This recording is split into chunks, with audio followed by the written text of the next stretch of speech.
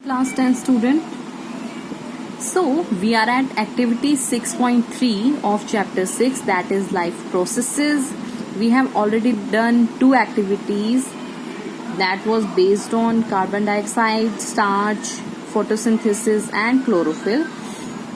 Now in third activity, first step is take 1 milliliter starch solution 1% in two test tube A and B, यानी कि हमें दो test tube लेनी है, उनमें 1% हमें क्या डालना है, स्टार्च सॉल्यूशन डालना है. Okay. Second, add 1 millilitre saliva to test tube 1, यानी कि हमें सिर्फ इसमें 1 मिलीलीटर स्लाइवा डाल देना है, बट सेकेंड वाली में हमें कुछ नहीं डालना है. और फिर उन दोनों को 20 to 30 मिनट्स के लिए अनडिस्टर्ब छोड़ देना है, यानी कि उनको बिल्कुल भी टच नहीं करना, उनको जैसे हैं वैसे ही उनको एक जगह पर रख देना है. Now add a few drops of dilute iodine solution to the test tube. अब दोनों टेस्ट ट्यूब्स में हमें क्या करना है, आयोडीन सॉल्यूशन डालना है, but dilute. In which test tube do you observe a colour change. दोनों में से हमें किस वाली में कलर चेंज मिलेगा, जिसमें हमने कुछ भी नहीं डाला था, यानी कि ये जो सेकंड टेस्ट ट्यूब थी, test tube B, this is test tube A, इसमें हमने स्लाइवा डाला था, बट हमने टेस्ट ट्यूब बी में हमने कुछ नहीं डाला था, तो कलर चेंज हमें किस में मिलेगा, टेस्ट ट्यूब बी में. वाई? बिकॉज वहां पर स्टार्च की प्रेजेंस होगी, लेकिन जहां पर हमने स्लाइवा डाला था तो स्लाइवा की वजह से वहां पर जो पहले से ही जो स्टार्च सॉल्यूशन था वो डायरेक्टली कन्वर्ट हो जाएगा किस में, शुगर में. सो इसलिए जो कलर चेंज होगा वो सिर्फ बी पोर्शन में होगा. And here is your answer as well. In which test tube do you observe the colour change.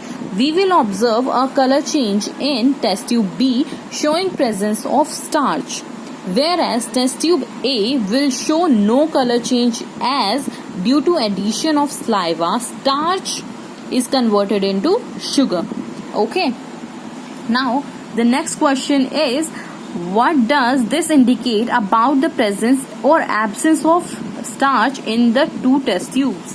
यानी कि दोनों में से जो दोनों टेस्ट ट्यूब्स हैं उनमें स्टार्च की प्रेजेंस के बारे में क्या पता चलता है. It indicates that test tube A does not contain starch because वहां पर स्लाइवा डल चुका था और उसकी वजह से वो शुगर में चेंज हो गया था, तो वहां पर कोई स्टार्च नहीं था. Whereas test tube B does contain starch. Okay. Now the next question is, what does this tell us about the action of saliva on starch. कि क्या हमें एक्शन, जब हम स्लाइवा डालते हैं स्टार्च के साथ तो क्या एक्शन वो लेता है, क्या होता है, जो स्लाइवा होता है वो स्टार्च को शुगर में कन्वर्ट कर देता है. ओके.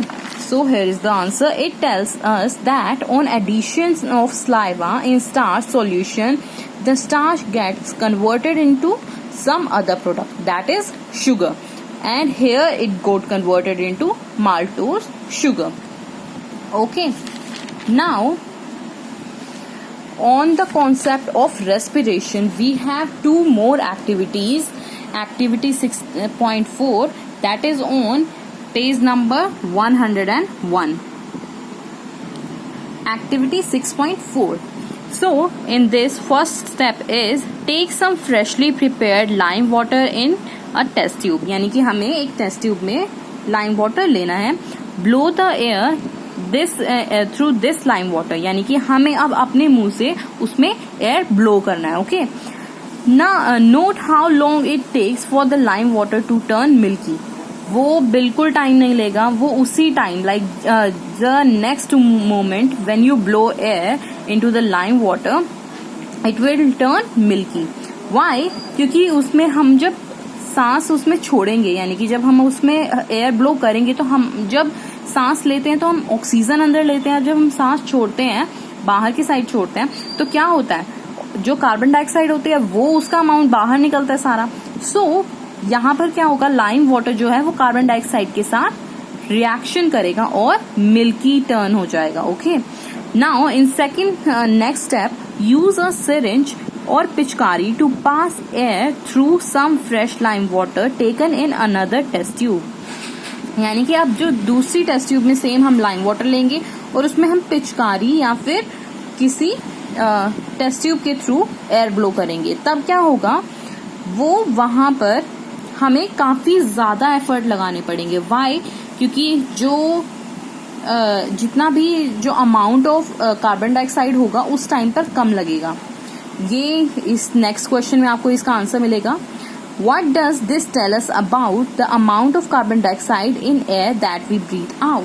कि जब हम सांस छोड़ते हैं तो उसमें टोटल अमाउंट कार्बन डाइऑक्साइड का होता है, बहुत कम अमाउंट बाकी गैसेस का होगा, लेकिन ज्यादा अमाउंट किसका होता है, कार्बन डाइऑक्साइड का मोस्टली। ओके, और कंपैरेटिवली टू अगर हम इस पिचकारी वाले का एग्जाम्पल लें तो इसमें क्या होगा, इसमें नॉर्मल एयर होगी, यानी कि जो एनवायरमेंट में नॉर्मल एयर प्रेजेंट है वो होगी ज्यादातर। सो इस वजह से वो उसको मिल्की टर्न होने में काफी टाइम लग जाएगा। Here are the answers. Note how long it takes for the lime water to turn milky. When we blow air through mouth, the lime water in test tube turns milky within no time, as I told you.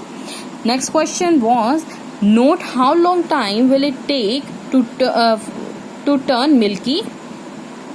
When we use syringe or pichkari to pass air through the lime solution, it takes much time and effort to turn the lime water milky.